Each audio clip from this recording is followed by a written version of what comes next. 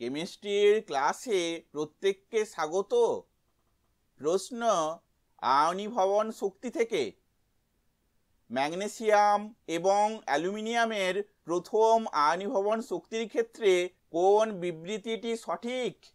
অপশানগুলি হলো: এ, ম্যাগনেসিয়ামের প্রথম আয়নীভবন শক্তি greater than অ্যালুমিনিয়ামের প্রথম আয়নীভবন শক্তি, বি, ম্যাগনেসিয়ামের প্রথম আয়নীভবন শক্তি ইকুয়াল টু অ্যালুমিনিয়ামের প্রথম আয়নীভবন শক্তি, সি, অ্যালুমিনিয়ামের প্রথম আয়নীভবন শক্তি গ্রেটার দ্যান ম্যাগনেসিয়ামের প্রথম আয়নীভবন শক্তি, ডি, উপরের কোনোটি নয়।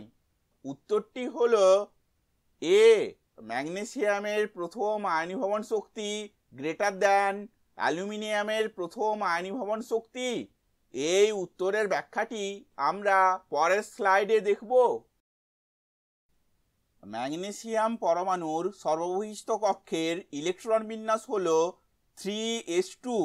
এক্ষেত্রে সর্ববহিস্থ উপকক্ষটি হল 3s, যেটি ইলেকট্রন দ্বারা সম্পূর্ণ ভর্তি আছে, অতএব এর স্থায়িত্ব বেশি।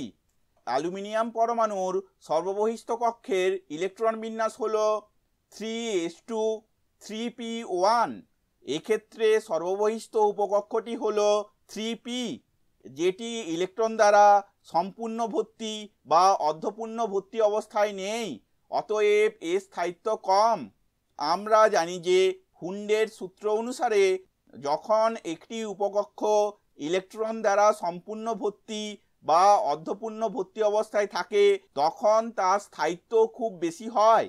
অ্যালুমিনিয়ামের সর্ববহিস্থ উপকক্ষ থেকে একটি ইলেকট্রনকে অপসারিত করতে যে পরিমাণ শক্তির প্রয়োজন হয় তার থেকে অনেক বেশি শক্তির প্রয়োজন হয় ম্যাগনেসিয়ামের সর্ববহিস্থ উপকক্ষ থেকে একটি ইলেকট্রনকে অপসারিত করতে।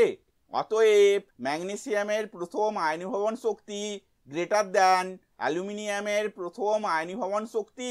ভিডিওটি দেখার জন্য ধন্যবাদ।